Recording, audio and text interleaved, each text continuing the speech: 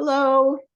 Welcome back from your long weekend. I hope you're able to rest so that we can head into the end of this quarter.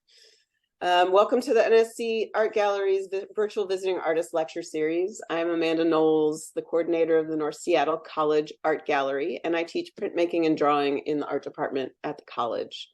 I'm lucky to work with Claire Haragi, who is my assistant in the gallery, our work study students, Anne, Mark, and Emily, and everyone else who helps out in the gallery. Is not something that I do by myself by any means. It is a group project. This is the second of our virtual visiting artist lectures for the 2023-2024 school year, and we're thrilled to have artist Monyee Chau with us today. I want to tell you early on that we have live transcript available for those of you who want it. It can be turned on by clicking the show subtitle button at the bottom of your Zoom screen. It might be in more, depending on where you are. For those of you who don't want it or find it distracting, you can turn it off by clicking hide subtitle. Use it if you wish, hide it if you wish, but we want to make sure that we have it for those who need it. We normally start these lectures with a land acknowledgement, but our institution is currently not doing official rote land acknowledgements until further notice, as college leaders sit down with the area tribal leaders to discuss a meaningful way to acknowledge and the importance of what it means to be settlers, as well as occupiers, descendants, and inheritors of systems which sought to eradicate the original caretakers of this land. We are nothing without these folks, and we want to build a society where we are thoughtful about how we show that we stand in solidarity with the sovereignty, cultural heritage, and lives of Native, Indigenous, and First Nations people, support them in our actions, and have these words be meaningful. We want to recognize and acknowledge the labor that created the United States and from which we all benefit. We remember that our nation is built on the labor of enslaved people who were forcibly brought to the U.S. from the African continent, and we recognize the continued contribution of their survivors. We acknowledge immigrant labor and recognize the voluntary, forced, and prison labor contribute to the building and ongoing maintenance of our nation. We acknowledge all unpaid caregiving labor. Additionally, we acknowledge the critical importance of the work towards racial equity that continues across this country in response to racial injustice and generations of structural racism against communities of color. I will share my screen. As we work to go from acknowledgement to deed, we know that it's not enough to just give a hollow acknowledgement and have to be sure that we are taking action. We show you here what actions North Seattle College and the NSC Art Department are taking in support of BIPOC individuals and institutions and to be held accountable. Thank you. We have some really interesting things coming up and some really good collaborations. The show that is currently hanging in the NSC Art Gallery is Construct. The show includes art that highlights collage and assemblage and forefronts repurposed materials. The show is hung emphasizing the connections between the works and through lines and thinking by the exhibiting artists. Gallery hours are Monday through Thursday, 11 a.m. to 5 p.m., and Fridays, 11 a.m. to 2 p.m. The NSC Art Group will once again be hosting the Art and Craft Fair this Thursday, November 30th, on the north end of the CC building, first floor, by the North Seattle College Cafe. I hope that you'll all be able to come and buy some things. Our upcoming virtual visiting artist lectures are all planned. Please see Facebook, Instagram, and our website and flyers around campus to find out what's going on in the gallery and who will be talking and when. We also urge you to visit our website for links to recordings of nearly all of the almost 30 talks to date. I think we have one more until we get to 30. The January 8th talk by Rodham Amazor has been postponed, but we will host Grace Gonzalez as our visiting artist on January 29th. We will post our links in the chat now. You can sign up for emails by contacting us at nscartgallery@seattlecolleges.edu. I want to remind you that the NSC Art Gallery is nothing without support from the college, student leadership, and from all of you. Thank you for the help that you have given to the gallery by coming to these events and sharing them with people that you know who might enjoy them. Keep visiting the gallery, stopping in to say hello, etc. Thank you. And on to the real reason that we are all here. I will read from Monyee's bio. Monyee Chau is an artist based on Coast Salish and Duwamish land with a BFA from Cornish College of the Arts. They explore a journey of personal and collective healing through their lens of a queer Taiwanese Chinese American, believing in the power of storytelling and breaking bread as a means of community building for the path to justice and liberation. They have exhibited and curated in spaces both locally and internationally, including the Wing Luke Museum, Tacoma Art Museum, Bellevue Arts Museum, Soil Gallery, Museum of Northwest Art, California College of Arts, Kopalouzos Museum in Greece, and the Mori Art Museum in Japan. Monyee is this year's Seattle Public Library Artist in Residence.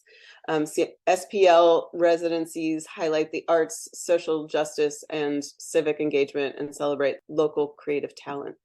Monyee designed the 2023 book bingo card that was brought up by one of our English faculty, and for their residency is focusing on zines. They have been a speaker for the Harvard Graduate School of Design, the University of Washington, New York University, Highline College, and the Bellevue School District. Monyee is a recipient of the 100 Changemakers Award from the Bill and Melinda Gates Foundation and the ARC Artists Fellowship from For Culture. We are so pleased that you're here to speak with us today. Please welcome Monyee Chau. Yay, thank you so much. Okay, I will go ahead and screen share. Okay, hi everyone. Thank you again for having me. Thank you for coming to listen to this talk.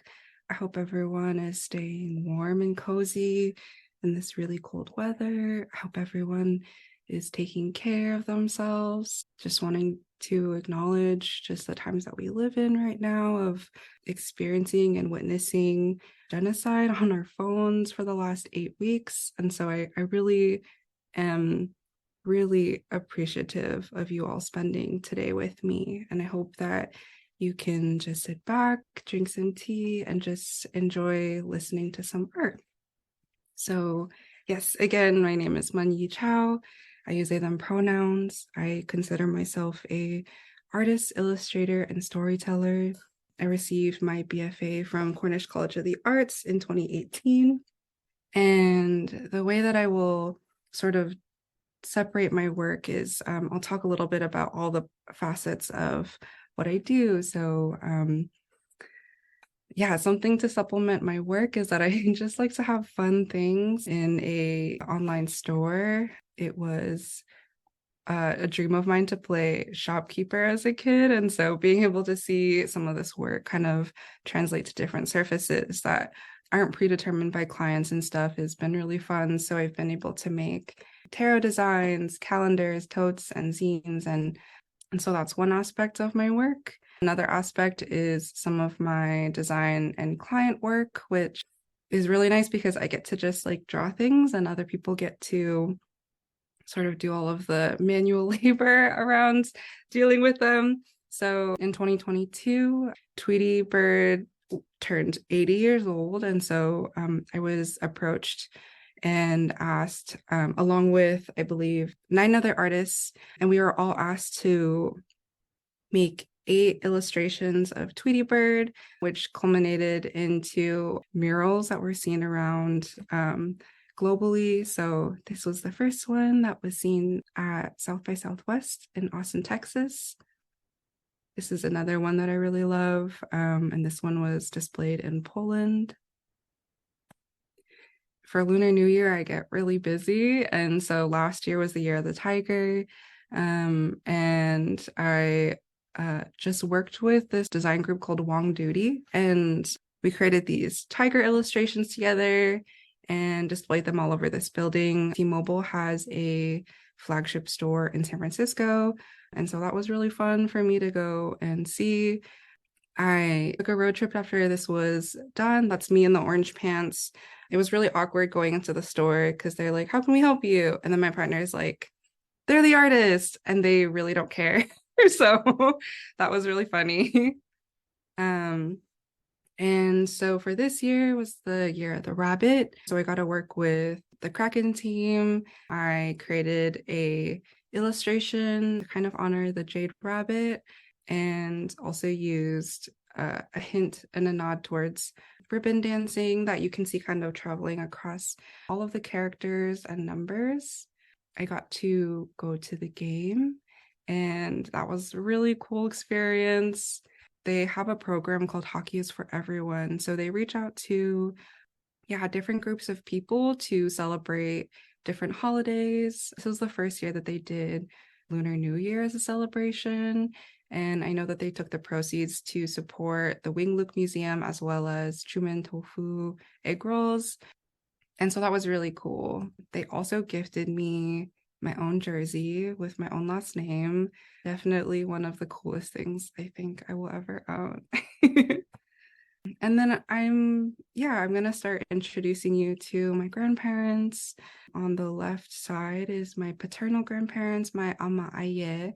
And then on the right side is my ama akong. Ama aye immigrated here from Hong Kong, and my ama akong immigrated here from Taiwan. So I know that this lecture is based in Seattle, and my family has deep roots and relationship with the international district here. When my grandparents and my dad immigrated here, they lived in the West Kongyik building and worked at the China Gate restaurant. And this building is still here. It actually is on the corner. Actually, I'm not going to remember, so I'm not going to go there. But it's now a bubble tea restaurant called Bamboo, and also Golden Hong Market. And then the first restaurant that they ever owned was called Atlas, which you can see on the bottom left. It's on the corner of King and Maynard, and it is now called Fortune Garden, and it's looking directly at Hing Hay Park. And then their last restaurant was called Chau's Seafood Restaurant, which sat on the corner of 4th and Jackson. My grandparents are right there in the middle with my dad standing behind them. And, in a search of all of the things about my family's restaurant, I found this business card, which I fell in love with because I think this is our family logo that you can see. And I think it's really cute because my ama would collect little children figurine, and they were always doing other things. So like these ones are carrying a koi, and then the other, or a carp, and the other ones were like fishing and cooking. And I always thought they were really cute. And these are some more pictures of inside the restaurant. So my grandfather again, and you can see the logo at the top. And then on the right is me and my cousin and my grandma. So when I was living in Beacon Hill is when I was attending Cornish, and I would take the light rail to go to school often, but sometimes I would like to take the 36. And I'm a reader when I'm on the bus. And so I just remember being on the bus and looking up from my book and looking to my right and noticing like very sterile aisles, fluorescent lights, and I didn't recognize where I was. And upon further reflection, I was looking at this Bartell Drugs that actually has since closed. But I was looking at this Bartell Drugs in the neighborhood, and the most Asian thing about it was the neon sign for pharmacy in Chinese. And if you're familiar with gentrification and the facets of gentrification, it's when stores or restaurants sort of appeal to a group that is not necessarily living, or it's not representing the residents of the neighborhood or the original residents of the neighborhood. And this really broke my heart because I realized this building was on top of, like, this was a place of such like deep development for me as a child. It was really important to me, and it kept me rooted to my identity. I would go back to this restaurant every weekend and just be immersed in this beautiful restaurant that is so communal and familial, and there was no essence of it when you look at this building. And so that was my first time having any sort of relationship with a place like that. And I know that I have a huge privilege in being able to have a relationship with the space. And so the restaurant had closed in 2004 and I was 8 years old. So the memories are really fleeting. And there was no, at this point in my life, there were no like physical things to remember the restaurant by other than maybe just some like shirts and business cards and letters. So my first project that I worked on that was really about my identity was called Through the Restaurant. And I recreated all these things that I got to see in photographs. So these signs that I created are made out of wood. I used a scroll saw to individually cut out all of the characters. And when we had an exhibition, I didn't tell my dad about any of this work. And he had been working in this restaurant for 25 years. He was 12 years old. And yeah, it just was a really important place to him. And so I got to surprise him with the work, and that was really special to me. I took the time to embroider. This is my first, just like first experience really embroidering something a little bit more complicated. And it felt really important for me to use this process because it was a chance for me to just meditate on all of the labor and work that went into this restaurant. And so, sort of grappling with the idea of gentrification, I heard that there was a town hall happening about a 14-story hotel. And so, it was my first time going to anything like this. And that's when I first encountered CID Coalition, who made all of those signs in the back. And I feel like this was such an important and pivotal moment for me in my own history because I still organize with CID Coalition. Here is Hambao's Not Hot Dogs, led by Uncle Bob Santos. And it was a protest to fight the kingdom being put into the CID. Historically, Chinatowns all across the US have been, just completely disregarded by putting in stadiums as well as freeways going through the neighborhood, affecting the environmental aspects of the neighborhood as well. And so, I will come back to that later. But I think something that was also really important for me to recognize is the calling for Hambao's Not Hot Dogs, which is about cultural foods. And it gave me an opportunity, especially growing up in a restaurant, to sort of reckon with the fact that food has always been a really important place in my relationships. I believe it brings all people together. I feel like, food is a really important way for us to organize. And here's a digital illustration of me and my grandma at the restaurant eating jok. And here's another piece. It's called Ingredients for a Morning Soup from the Diaspora. And when I was making this work, it was a photograph that I had taken of a street cart in Taiwan. And I think it's just such an interesting experience when your blood and your existence feels more familiar with the land than you are. And food makes me feel emotional. And I think it's really been a theme in my work because of how much it symbolizes. I think everyone also has those like lunchbox stories as well. And there is so much to food that really is important, I think, to talk about. So this work is called A Day's Work of Labor and Love. And it was an acknowledgement to my ama, who really just spent all her days making food for herself, for her family, for her community, and for Temple. And I had received a scholarship to Pilchuck Glass School, which is located in Stanwood. And I think that the glass blowing community is really special. It feels really communal and feels like a dance in the way that people anticipate each other's needs. And so I was really lucky to work with a group that I think it was one of the first classes that was of social practice, since glass is such a technical medium. And so I made these works where I got to just collect hot glass and sculpt it on the rod. And it felt really important for me to experience because it really honestly felt like my mom was there with me and that we got to spend this time, working on things that we both are familiar with. And what I thought was really special about this work was that glass, in a lot of the ways, in its materiality, is similar to cultural heritage in how it's really permanent, but also really fragile. And so you must tend to it and you must care for it. And yeah, this was a really special project for me. So during 2020, I also made these little takeout menus. These are called a takeout menu on the history of Chinatowns in America and the racism that built them. So, as someone who grew up in the neighborhood, I didn't understand the social and racial implications of what it means to have a Chinese restaurant.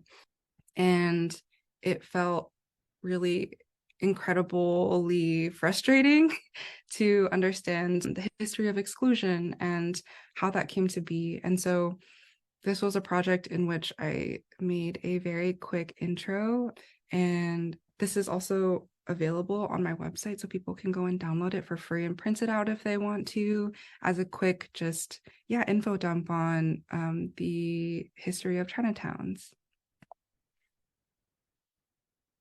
And so in 2020, I was living in the neighborhood.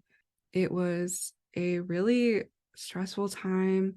There was an instance where there were reports of a white supremacist group called Patriot Front that was coming into the neighborhood, stickering in the neighborhood, and intimidating residents. And so I wanted to offer something in return. And I made these resiliency posters. They say Chinatown was built on resilience. We will survive this too. And Chinatown, Filipino Town, Japantown, and Little Saigon were all built on resilience. We will survive this too. And I think I get a lot of questions about why Koreatown isn't on here. And this is because this was very CID specific in all of the ways that our international district was broken into these segments. And so I wanted to offer this talisman as a protection and care for this neighborhood in the same ways it has always done for me. And this culminated into one of my favorite projects just because it was so community oriented.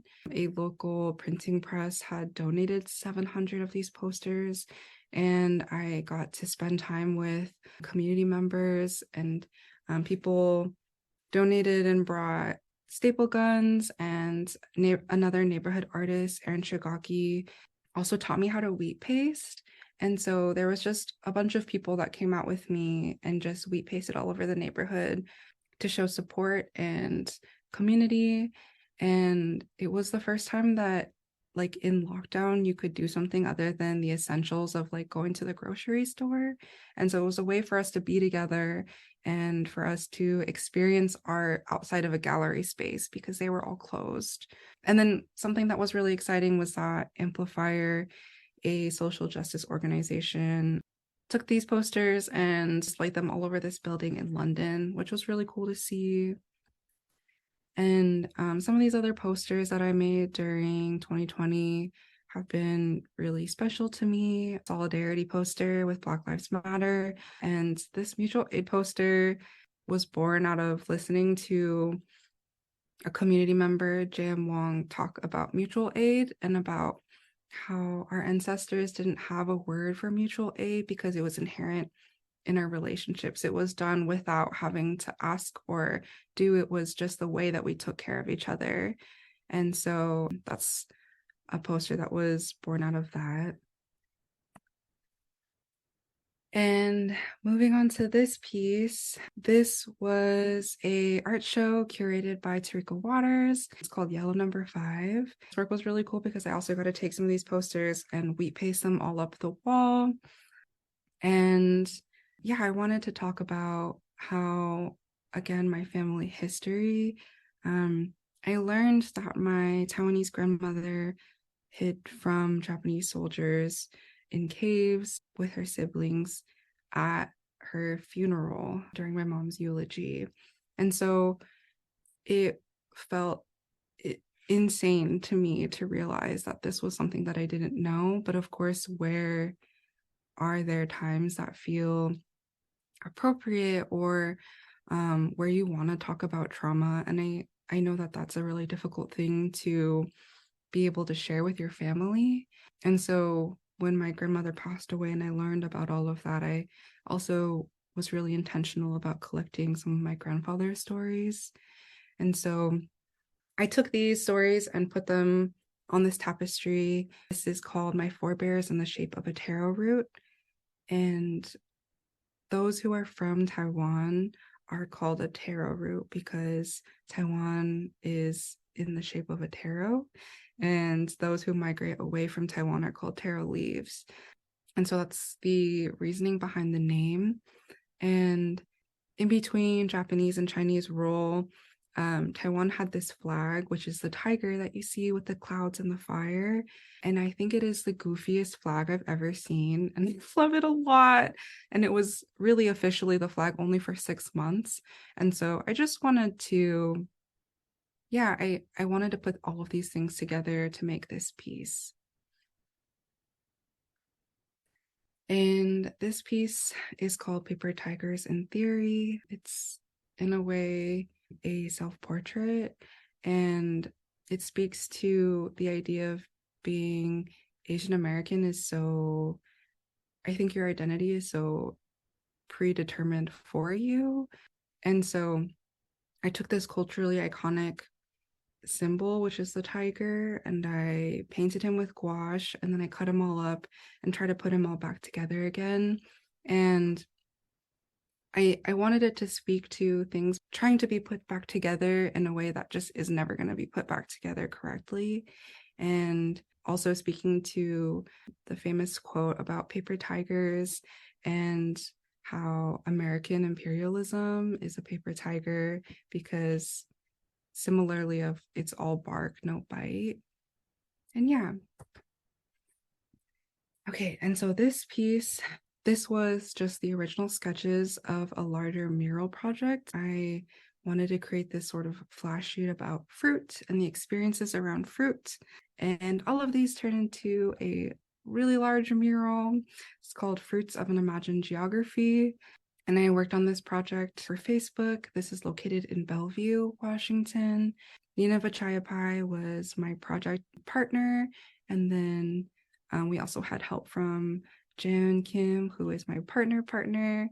And yeah, this was a really exciting and joyous project. It uses 2D illustration, uses felt sculptures, and as well as soft sculpture. We wanted to sort of tie to all of these things that all people can experience with fruit. I mean, everyone puts raspberries on their fingers, for example. We also wanted to talk about just the socialization and politicization of fruit. The first article that we came upon in our research when we wanted to talk about fruit was about durian being the king of fruit, but was also really demonized in Western culture. So you'll see throughout this mural, there's a bunch of different variations of durian that Nina sculpted, which was really cool. And also during this project, we were working during the largest global agricultural movement happening in India. And so we took some of those signs and acknowledged their work here. You can also see this blue vinyl material that we use so that we could acknowledge, farmers and the labor that it takes, everything that takes for food and fruit to travel across the world to your plate.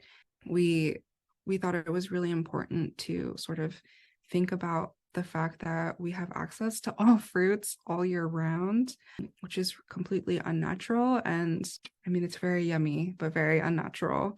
And you can also see here that there's barbed wire and a watchtower, again, acknowledging Erin Shigaki's work and Erin Shigaki being censored in Bellevue, since Bellevue was the location of the strawberry farms of Japanese internment.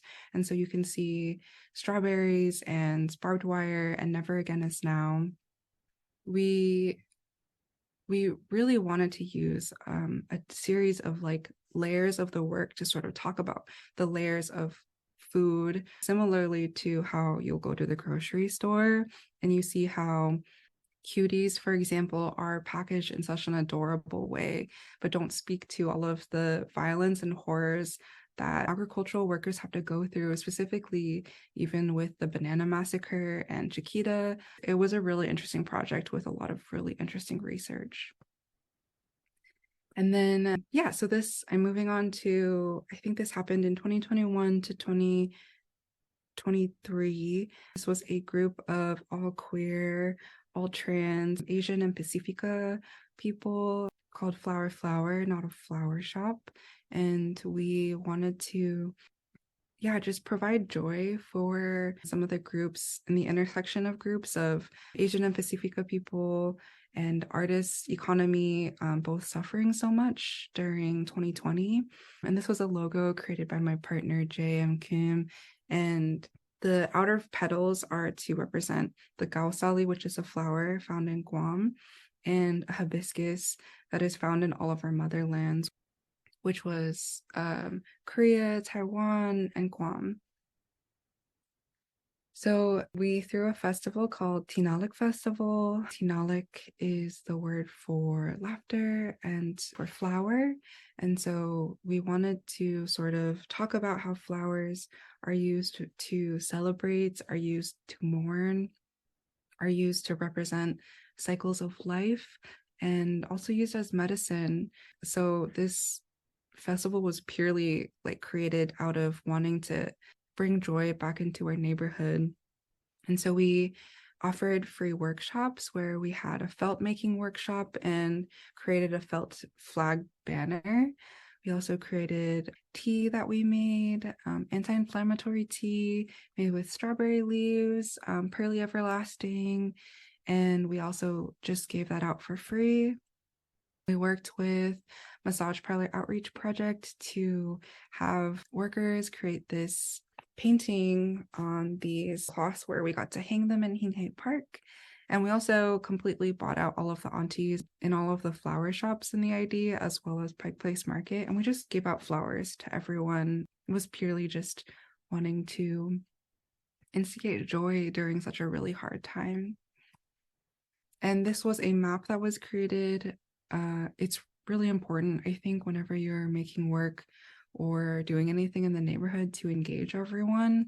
And so this was a map that was offered to everyone as a way to experience flowers to eat or drink or to buy, or flower spotting you could do in the neighborhood. So I know that a lot of people who came to see us also weren't familiar with the neighborhood, and this offered an opportunity for people to just visit and try different restaurants. Okay, and then this is a project that I work on called 12 Nights on Heaven's Headrest about the Chinese zodiac. And I think that there is a really common story of the Jade Emperor and the Great Race that is shared when you talk about the Chinese zodiac. And so I wanted to go into a deeper dive of different mythological stories. So I created these 12 paintings in my 3-month residency, which was a little hard on my wrist, but really fun. And it culminated into a zine. So this is kind of what the zine looks like on the inside, where it shares the painting as well as the story. So Zuyin, for example, is supposed to represent the snake, and he has a human face and a red serpent body that's 1,000 miles long. And so I got to just have a deep dive into Chinese mythology. Here's another one that I feel like people might be familiar with. This is Sun Wukong, who is the Monkey King. And this is ox head and horse face, which is a lot more beautiful in Chinese than it is in English. And these two are the guardians of Diyu, the underworld, and they take you to go and see your judgment from King Yama to understand what your life in the afterworld looks like. And so this one was my favorite one. His name is Turshin, which means rabbit deity. And I recognize the time, so I'm going to try and speak a little bit faster through these stories. But Turshin was a man named Hu Tianbao. And during the Qing dynasty, he was a soldier who had a crush on his commanding officer. and he was caught peeking and being a peeping Tom. And so he was tortured and executed as a punishment and killed. And so he was taken by Oxhead and Horseface to get his judgment from King Yama, and King Yama deemed his death to be a wrongful one. And he said that he will return him as a patron saint of homosexual affairs and called him Tuershin. And so another reason why is that during the Qing dynasty, a rabbit was used as a derogatory term for queer people because I guess like rabbits are really androgynous. And so he was deemed the rabbit deity. And so Tuershin went to visit a village elder in a dream, and he said, I need you to erect a temple in my honor so that I may protect those in queer relationships, basically. And so I felt really emotional upon hearing this story, especially because it's a queer and Chinese story that I never got to hear growing up. And so I wanted to depict him. And on the left is the gouache painting of him, and on the right is a digital illustration of him with the character for happiness behind him. He also is carrying white lilies, which symbolize in Chinese culture death, but also lesbianism. So I think I wanted to depict him as a trans man and acknowledge all queer relationships in this image. Okay, and then this is a product of my library residency, which I just finished. I basically asked them if I could just spend all my time in the zine library, which they said yes to. And so I just got to spend my time looking through the Seattle Public Library's zine collection. And because I was holed up the entire time, I said that it was really important for me to have some public interaction. And so I had a community portrait day as an offering where people came and I just did quick portraits of them and asked them what they love about the library, because I think in this process I got to fall in love with the library all over again and really appreciate all of the things that the library can give and be a place. And I got to have a lot of friends come and join me while working there. And so it was a really fun project, and I believe that zine will be living there now as well. And then, so currently I am working and doing a lot of research around railroad Chinese. So this was another project that came out of the library residency where I made a zine printed with risograph, and it is a zine about the Chinese immigrant laborers who worked on the Transcontinental Railroad and their relationship with the ocean.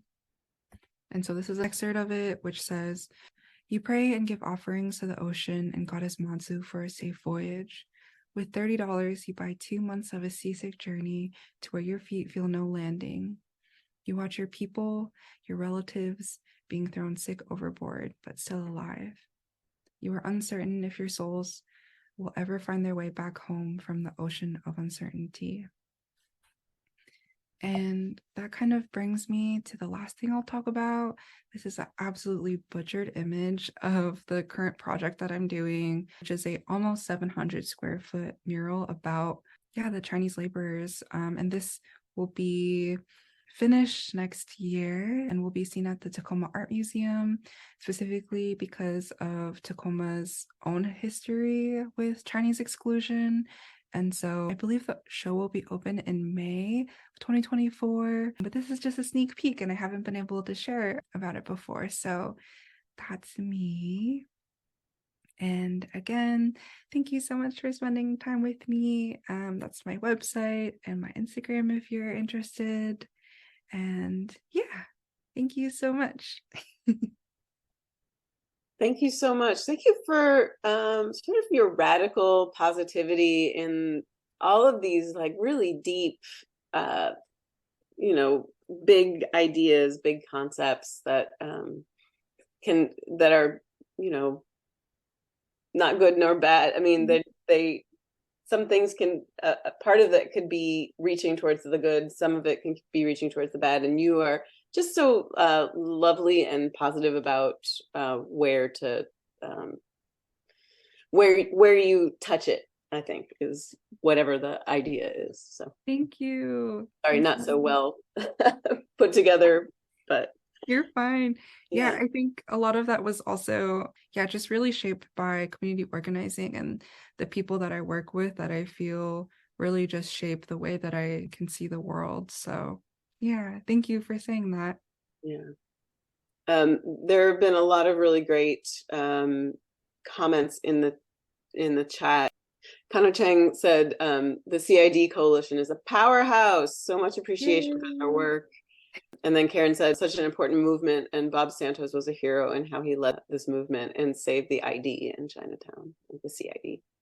I come here from elsewhere, and so don't have that same vision of like what that all was. So but I'm glad that there are people here who sort of hold those people as important to this. Yeah, beautiful.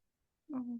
Do people have questions? Do you want to either, you can say them out loud or write them in the chat? I keep forgetting to say, please write questions in the chat.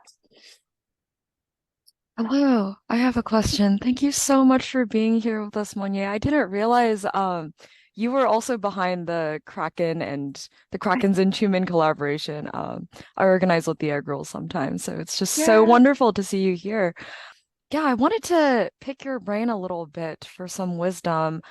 I've been hanging around the CID since I moved here about a year ago, and I'm definitely seeing the encroaching gentrification and how the community is trying to hold really hard onto the services that we need for our elders and the needs of the people who are living there right now. I adore the way you weave the history and the traumatizing, painful parts of history and culture into your art, especially telling these stories out of the CID. I guess the question is, in a time when so much culture and cultural symbols are taken and used as part of the gentrification that we're seeing, how do you, yeah, how do you put your art together so that it speaks to the whole history and where the culture comes from, like the fact that CID exists from redlining? How do we tell that story to the people for whom it's profitable to ignore such things? Yeah, that's a really great question. Thank you. Yeah, I think it's really difficult to see. I think also as the artist's perspective of seeing appropriation is hard. And I think something that keeps me rooted is that I think you can also tell when some work is really not made with the intentions of the people that it's supposed to represent. And I think I feel very grateful to be able to be so rooted with community folks and rooted with the intentions of care for the neighborhood. And so I I think in terms of like battling that, for lack of a better word, is just remembering that have I have people with me and behind me, and that this work is important for a reason, and that I have intentions for making it. And I think that like being able to create work that is sort of like the takeout menu, I think was a really fun way to be able to sort of slip into, yeah, people who might not maybe come across my work as often, to find something that is like really tangible. I think, for example, my resiliency posters and the takeout menu were things that are really accessible. Like they could be left anywhere for folks to just come by and grab, and I think can access that information in that way.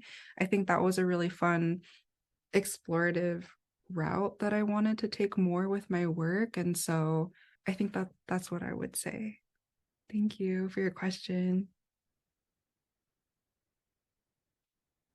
I can stop recording as well. And maybe if there's some questions that you don't necessarily want to ask here, but would like to ask, but thank you so much, Moni, for coming and talking about your artwork and just sharing yourself with us like this. It's been very touching. So thank you. Thank you so much. Thanks for everyone coming.